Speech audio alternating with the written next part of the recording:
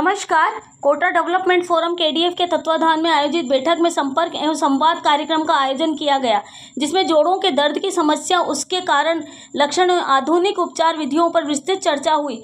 इस जानकारी पूर्ण जनहितकारी कार्यक्रम में फोर्टिस स्कॉर्ट्स हॉस्पिटल जयपुर के सीनियर डायरेक्टर व रोबोटिक जॉइंट रिप्लेसमेंट विशेषज्ञ डॉक्टर अनूप झुरानी ने व्याख्यान दिया।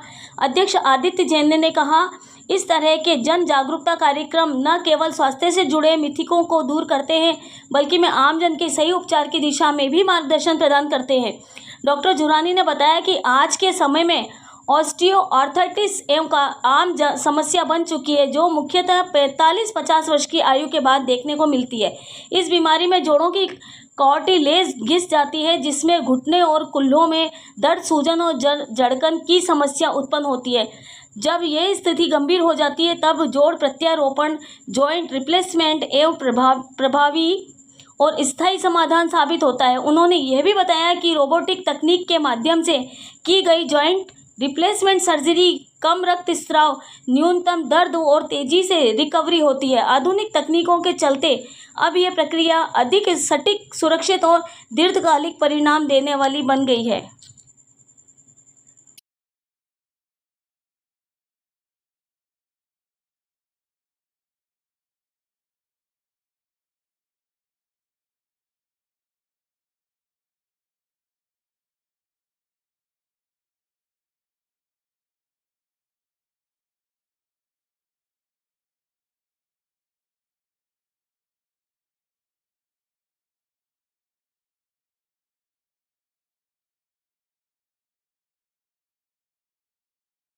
उसके मुकाबले में जो नई बात हमें दिखाई देती है वो ये कि दूसरे प्रोग्राम में डॉक्टर का लेक्चर होता है, खाना पीना होता है और धन्यवाद दिया जाता है। इस प्रोग्राम में ये सब तो है, लेकिन इसके ऊपर इम्पोर्टेंट बात है वो है कंसल्टेशन। कंसल्टेशन में पहली बार मैंने ये देखा है कि हमने ये आपको मेंबर्स को जो इसमें यहाँ आना चाहते हैं, एक प्रॉपर इंफॉर्मेशन लेके आना है, ताकि हम आपसे हम पूरा फायदा उठा सकते हैं। रिप्लेसमेंट सर्जरी करते हुए करीब और भी उम्मीद है कुछ साल और निकलेंगे, पर जैसे जैसे आप करते जाते हैं, क्योंकि साइंस जो है, सर्जरी जो है, अभ्यास है, अभ्यास करते रहते हैं डेली और इम्प्रूव करते रहते हैं। तो नी का जो स्ट्रक्चर है, मैं आपको समझा ही रहा था कि एक करीब एक सीधी रेखा है, ये हिप जॉइंट है, ये नी है और ये एंकल है, तो ये करीब एक स्ट्रेट लाइन है।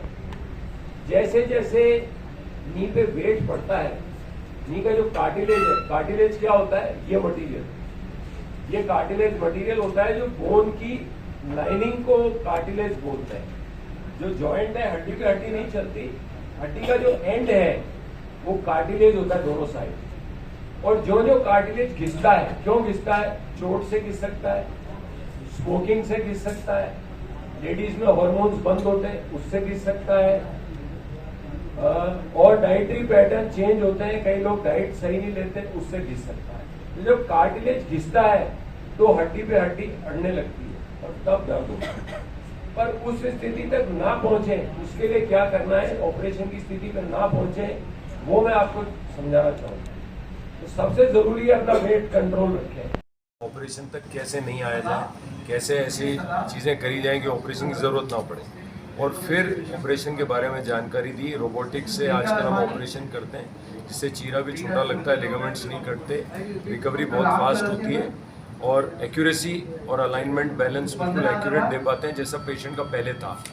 तो पार्शियल नी और टोटल नी रिप्लेसमेंट और हिप रिप्लेसमेंट के बारे में हमने जानकारी दी, और मोस्ट एडवांस जो रोबोटिक टेक्निक से जिससे हम ऑपरेशन करते हैं उसके बारे में आसान भाषा में जिससे सब लोग समझ सकें वो जानकारी दी। सर, महिलाओं को 65 साल की उम्र के बाद में घुटने में गैप की शिकायत ज़्यादा होने लगी है आजकल। हाँ, बहुत ज़्यादा, क्योंकि वेट बढ़ रहा है, डाइट में भी इम्प्योरिटीज़ बहुत हैं, केमिकल्स डाइट में बहुत बढ़ गए हैं, इसलिए कार्टिलेज जल्दी घिसता है, जल्दी डैमेज होता है, इसलिए प्रॉब्लम बढ़ती जाती है।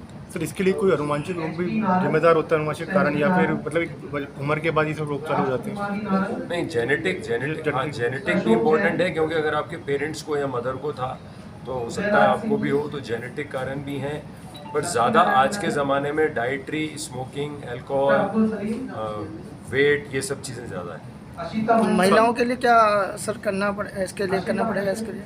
एक तो वेट का कंट्रोल रखें, एक्टिव रहें, डाइट का खास ध्यान रखें और एक्टिव रहें। Thank you sir. योगा करें, एक्सरसाइज करें। अपना नाम बताइए। ये लिस्ट आपके सामने केवल इसलिए बोली गई है ताकि आपको ये पता रहे अंदाजा